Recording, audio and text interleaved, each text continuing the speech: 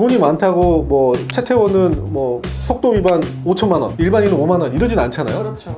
그 기준이 뭔가 있어야 될 것 같은데. 그러니까 솔직히 말하면 이렇할 기준이 없어요. 일반인들의 삶에 영향이 잘 없을 것 같은데 좀 끼칠 게 있을까요? 저는 위자료 판결 부분이 아주 우리한테는 영향을 많이 줄 거라고 생각을 해요. 혼인했는데 이렇게 올라가면 어떡해? 그렇다면 이혼도 신중하게.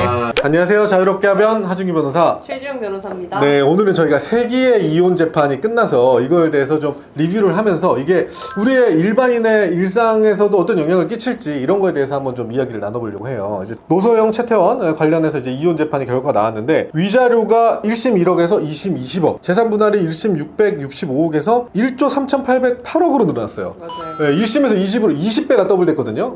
그래가지고 법적으로 매우 놀라운 결과인데 또 이게 항소심 재판부를 하신 우리 재판장님이 기존의 위자료 신기록을 2억인가로 좀 이렇게 달성하셨는데 이번에 또 신기록을 깨셔서 20억으로 깨셔서 거의 뭐 불륜의 불방방이자 일부일처제의 수호자라고 이제 아주 그냥 이제 많이 칭송을 받고 있습니다. 그래서 재판장님의 뭐 특별한 판단이실 수도 있겠지만 또 대법원 판단을 받아봐야겠지만 항소심이 미치는 영향이 매우 클 것 같아서 오늘은 저희가 이혼 전문 변호사님이랑 좀 이야기를 나눠보려고 해요. 놀라셨죠? 굉장히 놀랐어요. 네. 굉장히 전향적인 판결이다 이렇게 봤습니다.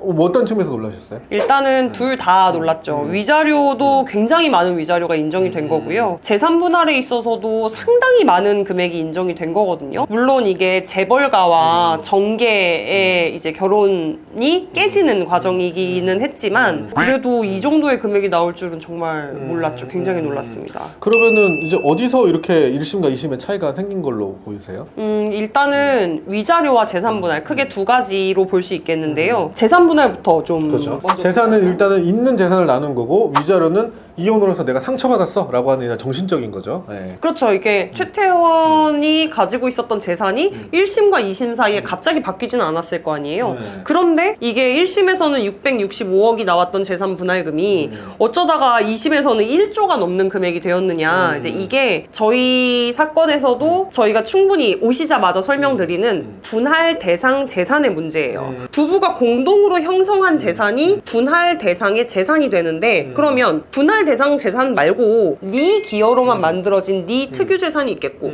내 기여로만 만들어진 나의 특유 재산이 있을 거거든요. 1심과 2심의 가장 큰 차이가 그 부분이었던 거죠. 쉽게 말하면 결혼 전에 내가 가지고 있던 내 개인 재산, 내가 어릴 때 코인해갖고 번 돈이랑 이제 아내가 어릴 때 맛있는 거 만들어갖고 팔아서 번 돈 이제 이런 게 있을 거잖아요. 요거 자체는 각자 돈인 거죠. 그렇죠. 근데 이제 합쳐서 딱 결혼하고 나서부터 같이 만들어간 돈은 이제 그거를 공동 이제 분할 재산으로 보는 건데 얼마나 이거를 크게 볼지 조금 볼지가 이제 차이가 있다는 거죠. 맞아요. 그래서 1심에서는 그 SK 주식의 대부분이 분할 대상 재산에서 빠져버렸어요. 결혼 전부터 최태원 거고 최태원께 점점점 커졌을 뿐이다. 그렇게 판단이 됐지만 2심에서는 노소영과 결혼한 이후에 불어난 거다. 그러니까 부부가 공동으로 기여한 재산이다라고 해서 분할 대상 재산 자체가 커져버린 거죠. 천만하자면 이제 노소영의 아버지가 이제 노태우 전 그렇죠. 대통령이잖아요. 그래서 노태우에 의해서 이제 많은 영향을 받아서 형성하는 거기 때문에 이게 사실 같이 만든 거다. 뭐 이렇게 좀 넓게 봤다는 거죠. 맞습니다. 그래서 이게 결혼하고 난 이후에 그래서 늘어난 재산이 충분히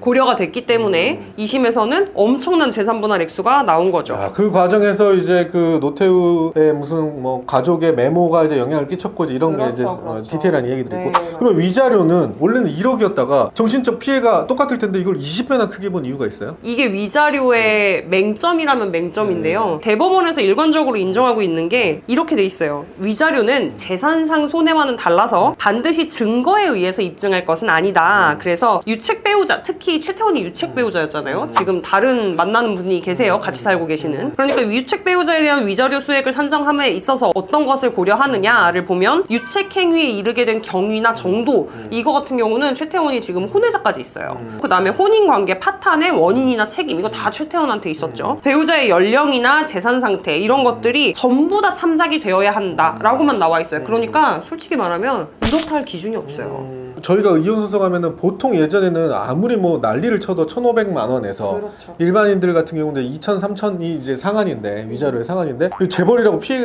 그 마음의 상처를 더 받아서 이런 건가요? 이제 재산에 비례해서 이제 이렇게 하는 건가요? 그래서 이게 논란이 좀 있어요. 이게 괘씸죄다. 위자료가 부자한테는 뭐 더 많은 상처를 금전적으로 받고 막 이런 거냐라는 얘기가 있기는 한데 반대로 생각을 해보면 최태원한테 3,000만 원? 그리고 노소영한테 3,000만 원? 이게 정신적 정신적인 고통을 위자할 만한 금액인가? 라는 게 고려가 된 거다라는 설도 있죠. 근데 일견 저도 이 부분은 이해가 됩니다. 그럼 그렇다 치면 20억은 또 너무 적은 거 아니에요? 그럴 수 있죠. 몇 조가 사실. 왔다 갔다 하는데 맞아요. 정신적인.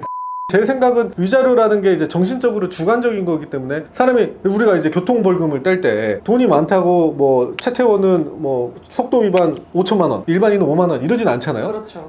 그 기준이 뭔가 있어야 될 것 같은데 어쨌든 이 재판부는 좀 위자료를 훨씬 더 크게 받다. 그렇다면 이제 또 궁금한 게 이미 지금 따로 살고 있고 애도 있는데 이혼을 이제 하는 거야? 이런 측면을 궁금해해요. 그래서 채태원은 계속 이혼을 원해왔고 노소영 씨는 이혼을 안 하려고 했다가 이제야 된 거가 이제 어떤 이유 때문이죠? 그건 이제 소위 말하는 유책주의와 파탄주의의 문제가 될 텐데요. 쉽게 얘기하면 잘못한 사람이 이혼을 하자고 요구할 권리가 있냐, 그걸 인정해줄 것인가, 아니면 사실상 그냥 끝난 관계 그 자체를 그냥 존중해서 이혼의 판결을 내릴 것인가의 문제가 될 것 같아요. 그래서 초반에는 제가 알기로는 노소영 측에서 이혼에 반대했다고 들었어요. 근데 이제 유책 배우자 측에서 이런 경우에는 아무리 이혼을 하려고 해봤자 이혼 소송에서 승소할 수가 없어요. 우리나라는 유책주의를 따르고 있기 때문에. 대법원에서 아슬아슬하죠. 네. 7대 6이었나? 뭐 맞아요, 잘못 맞아요. 들었네. 아슬아슬하게 아직은 우리나라는 혼인 파탄에 책임이 없는 쪽에서 이혼을 하지 않으려고 마음먹으면 이혼을 할 수 없습니다. 그러니까 남자가 바람 폈을 때 여자가 이혼을 안 하겠다 하면 이제 끝까지 이제 혼인 관계는 지속되는 그렇죠, 거죠. 그렇죠. 그러면 이제 3심이 이제 곧 갈 것 같은데 뭐 당연히 가겠죠. 어떻게 될 것 같으세요? 저는 3심이 기각되거나 아니면은 심리가 이루어진다고 하더라도 크게 항소심이 바뀌지는 유지가 않을 것 된다? 같아요. 네, 아, 진짜? 제 생각에는 그렇습니다. 제 생각에는 인정 금액이 너무 크다고 봐서, 그리고 또 기업이 경영권 문제도 많이 관여될 것 같아서 저는 대법원에서는 이 정도는 아니게 좀 깨지지 않을까 싶은데.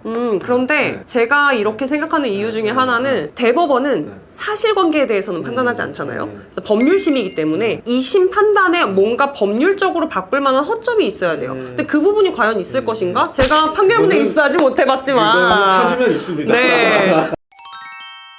그럼 이게 어떻게 나올지 저희가 몇 년 후에 한번 한 1, 2년 가겠죠? 더 갈 것 더 가. 같은데요. 그러면 이제 이자만 해도 하루에 뭐 2억이라던데. 그렇죠. 그래서 일단은 지급을 하고 그 다음에 3심의 판단을 기다리지 않을까라는 생각도 합니다. 3,800억이 통장에 들어온가요? 그렇죠. 그러면 이게 지금 내용이 정치권이랑 재벌 간의 이제 이런 결혼으로 있는 건데 일반인들의 삶에 영향이 잘 없을 것 같은데 좀 끼칠 게 있을까요? 저는 위자료 판결 부분이 아주 우리한테는 영향을 많이 줄 거라고 생각을 해요. 사실상 위자료가 크게 그동안 변하지 않았었거든요. 그런데 20억의 위자료가 어쨌든 인정이 됨으로써 앞으로도 우리 일반인들의 이혼 소송에서도 위자료를 상당히 조금 이렇게 유연하게 주장하고 인정할 수 있지 않을까라는 생각을 합니다. 그래서 앞으로 이혼 소송 저희가 실행하는 데 있어서도 쫄지 않고 위자료 주장을 한번 열심히 해보려고요. 변호사 입장에서는 좋지만 저는 약간 좀 걱정되는 부분이 있어요. 어떤 게 있냐면은 안 그래도 요즘에 결혼을 안 하는데 결혼을 해체할 때 그 반대급부가 엄청 커지면은 이제 굉장히 결혼 자체를 망설이는 젊은 층이 많아질 것 같다는 거죠. 혼인율 상승과 출산율 상승에 도움이 될까 이런 생각은 드네요. 그러니까 혼인은 신중하게. 신중하게.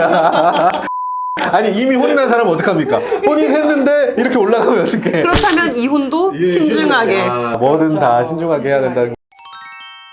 재벌과 정치계의 사례에서 보고 여러분들도 다 신중하게 연애부터 신중하게 해야 될까요? 그렇죠. 연애부터 연애부터 어쨌든 신중하게 관계는 하시기 바랍니다.